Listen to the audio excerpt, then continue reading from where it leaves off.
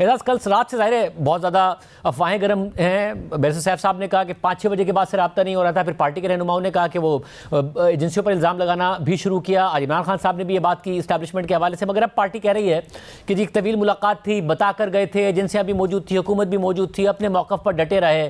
Faisal louder صاحب طنز کر رہے ہیں, پیٹس کھانے آئے تھے. کیا ہوا ایگزیکٹلی, اندر کی خبر کیا ہے؟ شاہ بہت بہت شکریہ. شاہ 2-3 باتیں جن کے بارے میں ایمبیگوٹی ہے وہ تو میں کلیئر کر دوں. پہلی ایمبیگوٹی یہ ہے کہ علی امین گنڈاپور کو اغوا کر لیا گیا تھا.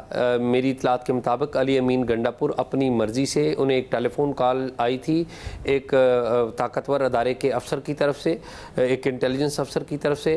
اس کال کے جواب میں وہ کانسٹیٹیوشن ایونیو کے اوپر ایک انٹیلیجنس ادارے کا دفتر ہے, میری اطلاعات کے مطابق وہ وہاں پر گئے اور ان کا جو قافلہ تھا وہ بھی وہاں پر تھا. مجھے جو اسلام آباد کے ذمہ دار لوگوں نے بتایا ہے کہ ان کا جو موبائل تھے وہ لے لیے گئے تھے, اور جو اس میٹنگ کے اندر کی تفصیلات تو نہیں پتہ چل سکی, لیکن جو وسپرز میں نے سنی ہے, یعنی کہ ان لوگوں سے یہ میں نے بات سنی ہے جو کہ بڑے ویل انفارمڈ ہیں, جو بڑی بڑی اونچی فصیلوں کے پیچھے جو ملاقاتیں ہوتی ہیں ان سے بھی آگاہ ہوتے ہیں. ظاہر ہے سرکار حکومت کے جو افسران ہیں, بعض جو سول افسران ہوتا ہے ان کو بھی بہت ساری چیزیں پتہ چل جاتی ہوتی ہیں. تو جو مجھے انہوں نے بتایا کہ علی امین گنڈاپور جو ہے وہ نہ صرف یہ کہ ایک سرکاری ادارے یعنی کہ ایک خفیہ ادارے کے دفتر میں گئے, بلکہ وہاں پر جا کر انہوں نے جاتے ساتھ اپنی جو تقریر انہوں نے جذباتی کی ہے اس کی معذرت بھی کی ہے اور معافی بھی مانگی ہے. اور ان کی جو ملاقات ہے وہ کسی ایک افسر سے نہیں ہوئی, کم سے کم 3 سینئر لوگ وہاں پر موجود تھے جن کے سامنے انہوں نے وہ معافی مانگی ہے, اور پھر اگلا جو لائحہ عمل ہے اس کے اوپر بھی انہوں نے بات کی ہے. تاہم یہ ضرور بتایا گیا ہے کہ جو علی امین گنڈاپور نے وہاں پہ اسپیچ کی تھی اس کے اوپر ان سے افسوس کا اظہار, یا آپ یہ کہہ لیجئے ان سے احتجاج ضرور کیا گیا, جس کے جواب میں یہ معافی مانگی گئی ہے.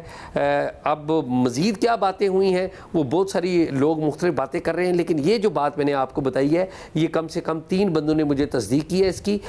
ساتھ ہی ساتھ ظاہر ہے یہ یک طرفہ ایک بات ہے, تو میں نے علی امین گنڈاپور صاحب سے بھی رابطہ کرنے کی کوشش کی ہے, اور میں نے جو بالخصوص جو موسٹ اویلیبل ہوتے ہیں بیرسٹر سیف جو خیبر پختونخوا حکومت کا چہرہ بھی ہیں اور ظاہر ہے ان کے ترجمان بھی ہیں, ان سے میں نے رابطہ بھی کیا, انہیں میسج بھی کیا کہ اگر ان کا کوئی موقف ہے تو وہ ضرور دیں. ظاہر ہے پارٹی کا سلمان اکرم راجہ صاحب نے آج پارٹی کا موقف دیا, سیکریٹری جنرل نے, تو انہوں نے کہا کہ باقاعدہ ایجنسی کے لوگ حکومت سے بات ہوئی اور اپنا موقف پیش کیا. وہ ایک برعکس موقف دے رہے ہیں, آپ کے ذرا ایک برعکس موقف دے رہے ہیں, مگر ایک معمہ ابھی تک موجود ہے کہ جو علی امین گنڈاپور صاحب گئے, چلے وہ اپنی مرضی سے گئے. بیرسٹر گور صاحب نے بھی کہا, آپ بھی اس بات کی تصدیق کر رہے ہیں کہ آپ کے ذرائع بھی یہ بتا رہے ہیں, مگر وہ اپنی مرضی تک ہی سے ہی جتنی دیر رہے اتنی دیر رہے, یا معاملہ کچھ خراب ہوا؟ کیا ہوا ایگزیکٹلی؟ کیونکہ معمہ بنا ہوا تھا کہ ملک کے ایک اہم صوبے کے وزیر اعلیٰ کہاں ہیں؟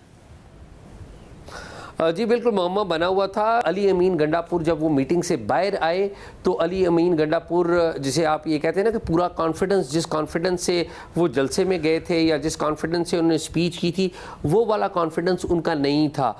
یہ ان لوگوں کی میں بات آپ کو بتا رہا ہوں جو اس سارے معاملے سے آگاہ ہے, تو وہ یہ ضرور بتاتے ہیں کہ میٹنگ کے اندر کیا ہوا.